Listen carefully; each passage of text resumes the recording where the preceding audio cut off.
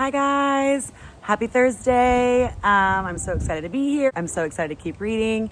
I hope that you enjoyed yesterday's chapter as much as I did. It was a long one and it was very focused on Vola. We get a much better view into Vola's life and why she is the way she is, why she lives where she lives, kind of her motivations behind her actions and her personality.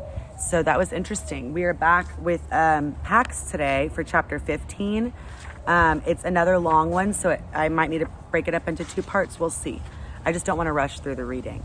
So we are going to continue on today with Pax. Last we heard from Pax was when he fell asleep after Runt brought him those eggs and Runt was looking after him.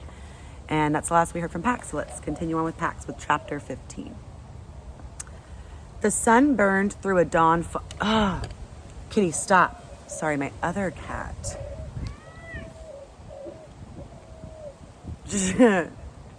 Get away. I live in a zoo, y'all. The sun burned through a dawn fog. The two foxes had been traveling for hours, but Gray was slow and rested often, so they had only just reached the valley basin. For the most part, Pax respectfully flanked the older fox, but sometimes he broke away to race at full speed for long, glorious minutes before circling back. He had never run before, not really. He'd sprinted around the borders of his pen or across the yard, but this running was a different thing. Neat oval paws, heeled now, skimming the ground only for traction as he galloped faster and faster over great sweeps of grass.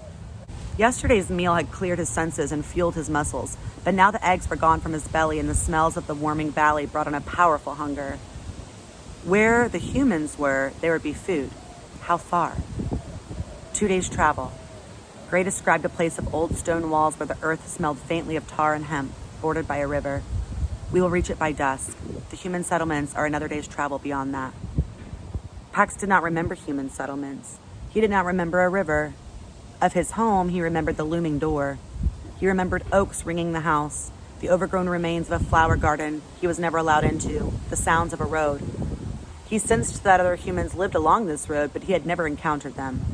These memories were fading, as was the memory of being caged. He could no longer recall what the sky looked like through hexagons of cage wire. He remembered his boy, though. The hazel eyes with their odd round pupils, the way Peter would close them and throw his head back and yelp something near a bark when he was delighted. His salty neck that smelled sometimes of sweat and sometimes of soap. His hands always moving with their scent of chocolate, which Pax loved, and a mint leather, which he loathed. As the two foxes traveled on, Pax reflected on the puzzle of the other scent of his boy, his underlying scent. It hung between grief and yearning, and it welled from a deep ache for something that Pax could never divine.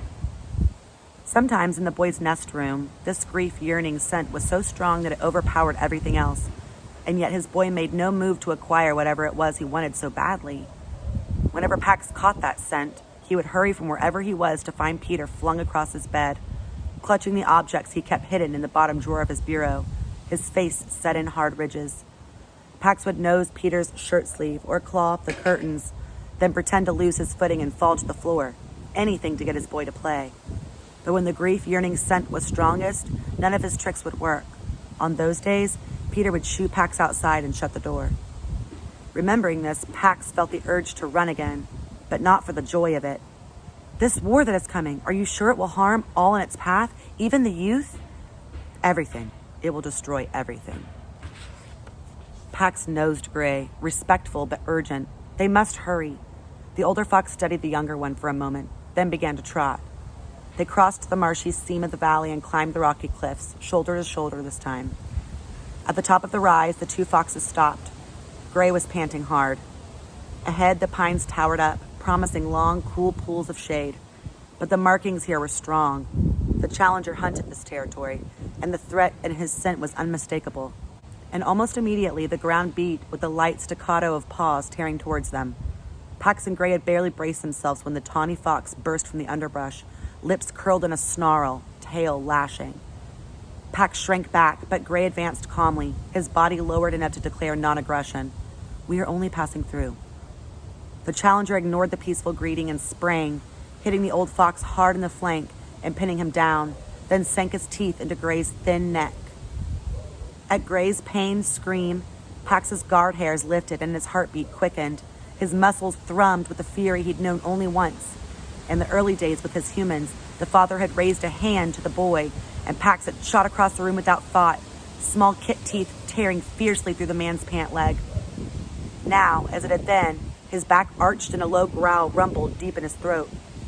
The challenger spun around in surprise, and Pax charged him headlong. They rolled, teeth clipping at tender ears, hind claws digging for purchase in soft belly fur. The yellow fox was more skilled, but Pax's fighting was fueled by an instinct to protect. When his teeth found the other's throat, the challenger scrambled to his feet and backed off, whimpering. Pax leapt in front of Gray, shielding him as he'd shielded his boy that long time ago, lifting his chest and growling a warning. The challenger sunk away. Pax shook off the blood from a dozen superficial scratches and then cleaned Gray's wound. The puncture was deep. He urged Gray to go back. No, I will travel. The two padded steadily for an hour through lit woods, Pax restraining himself to keep pace with the ailing Gray, relieved at least that they kept moving. But when a murder of crows landed in the bare arms of a pecan tree, Gray doubled back and sat down at its base, ears pricked up intently at the commotion. Pax waited, not patiently. After a moment, the old fox barked for him. The war's moving closer. How do you know this? The crows, listen. Pax cocked his head. More shrieking birds swept in, descending into the lower branches, then flapping up again to higher perches in a cyclone of distress. They're upset. The crows hulked their shoulders, spiked their feathers, jerked and dipped their shrieking beaks. Their discord set Pax's nerves on edge. They're in disorder.